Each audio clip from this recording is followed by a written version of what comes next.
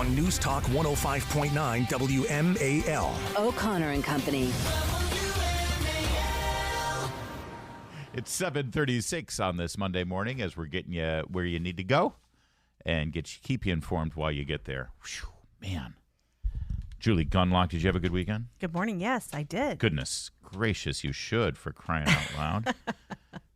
Coming up later in the program at 8:15, we'll talk about the Commanders' poor weekend with Trevor Maddich. And at 8:35, Brent Bozell, Media Research Center. Joining us right now, though, one of our favorites, Kevin Roberts. Dr. Kevin Roberts, by the way. Not one of those doctors. I was over at Kevin Roberts' house one time, sprained my ankle. He was completely useless. Couldn't help me. He's not that kind of doctor. Just can't do it. Oh, but dear. He heads the Heritage Foundation. He joins us now. Dr. Roberts, good to talk to you, sir.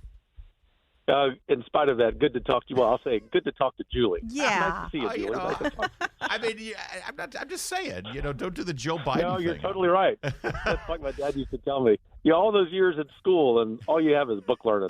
You're just kind of useless. We need your book learning. It's not useless at all. In fact, so you've been one of the clearest voices, I think, on America needing to have a clear strategy when it comes to Ukraine before Congress commits more money to it. And I think that the House Republicans certainly have sort of heard your leadership on this. Not so sure about the Senate.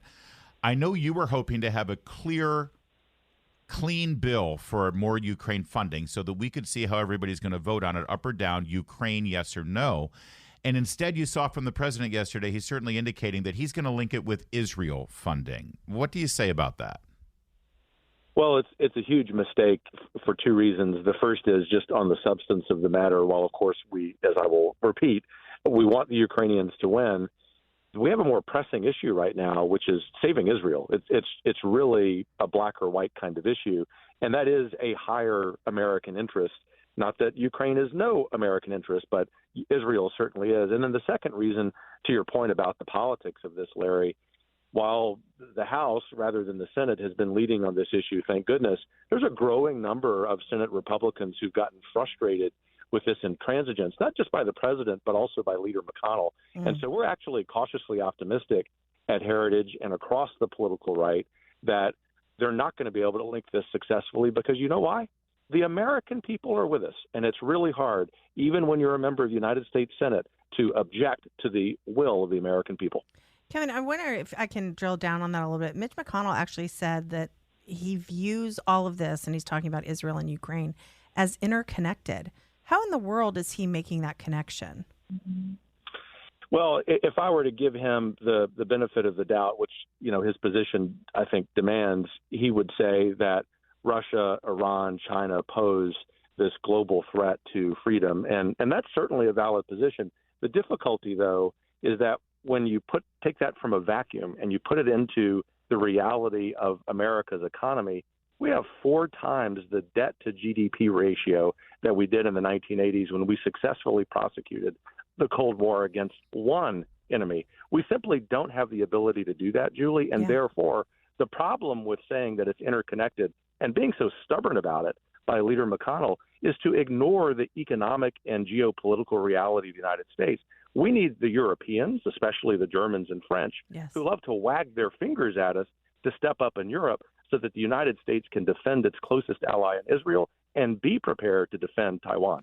President Biden and his leadership team, if you want to call it that, Anthony Blinken, et cetera, Jake Sullivan, as well as some Senate Republicans, including Mitch McConnell, they would say to you, Dr. Roberts, that the Israel cause is the same as the Ukraine cause. What do you say? Well, I don't, it kind of goes back to your comment about book learning. I don't want to sound too pedantic here, but just on its face, it isn't.